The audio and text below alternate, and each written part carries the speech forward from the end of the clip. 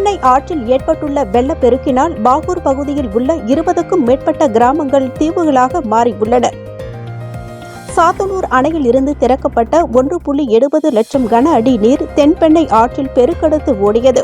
இதனால் கரையோரத்தில் உள்ள புதுச்சேரி பகுதிகளான இருளஞ்சந்தை, குருவிநத்தம், பாகூர், கொம்மந்தான் மேடு, ஆராய்ச்சிக்குப்பம், சோரியங்குப்பம் கிராமங்களில் புகுந்து 5000த்திற்கும் மேற்பட்ட குடும்பங்கள் பாதிக்கப்பட்டுள்ளன. இதன் காரணமாக பாகூர் பகுதியில் 20க்கும் மேற்பட்ட கிராமங்கள் சாலை போக்குவரத்து துண்டிக்கப்பட்டு தனித்தனி தீவுகளாக மாறியுள்ளன.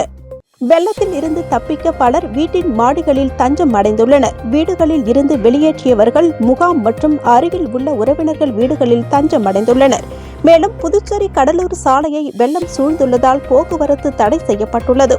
தீயணைப்பு வீரர்கள், தேசிய பேரிடர் மீட்பு படை, காவல்துறையினர் மற்றும் இளைஞர்கள் துணையுடன் வெள்ளம் சூழ்ந்த வீடுகளில் சிக்கியவர்களை மீட்கும் பணியில் ஈடுபட்டுள்ளனர்.